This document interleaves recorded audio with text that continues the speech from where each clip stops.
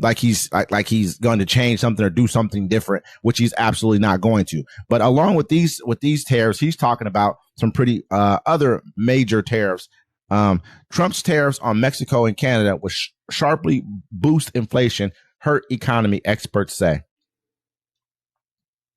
The tariffs President-elect Donald Trump has threatened to impose on imports from Mexico and Canada will significantly increase U.S. inflation next year and modestly curtail economic growth, economists and trade experts say.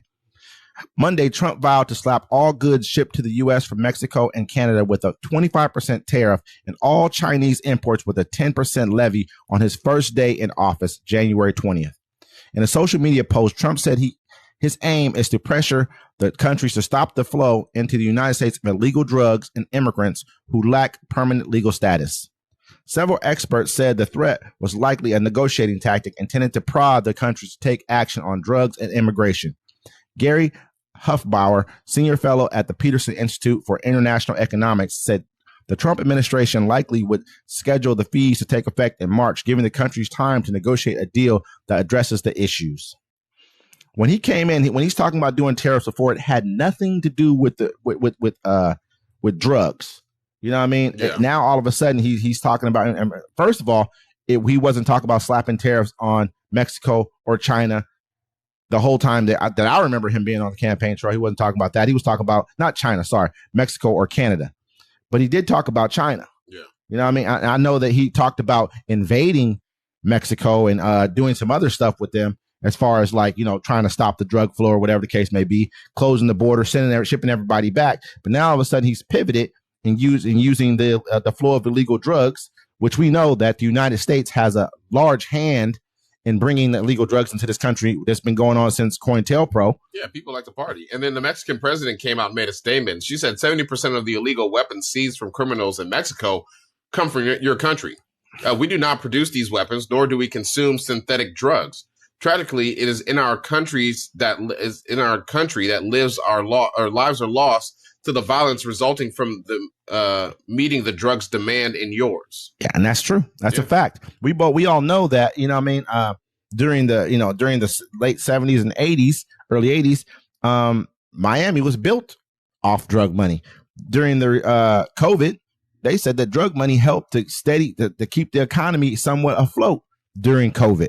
You know what I mean? We all know that drugs are an integral part of America, period. You take the drugs out of this country, and then you take the immigrants at the same time. You know what kind of a recession that this country would tumble into? You know what kind of battles would just internal strife would occur? You take drugs away from people who go to work, even people who just go to work every day. Take drugs out of their life. They took alcohol away for a little while, and look what happened during Prohibition. The mafia was created. The mob.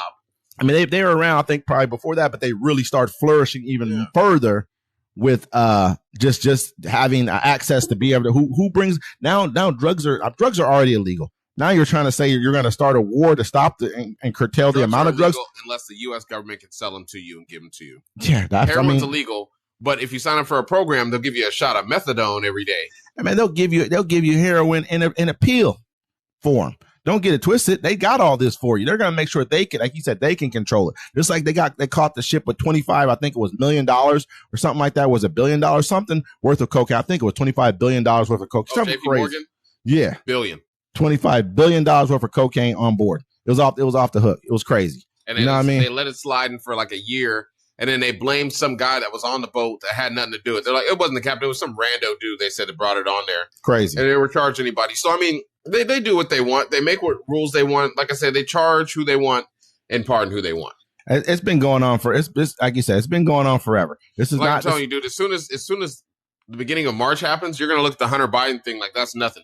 Remember, we thought they were like Hillary Clinton's emails. She was using a private server for emails. Oh, my God.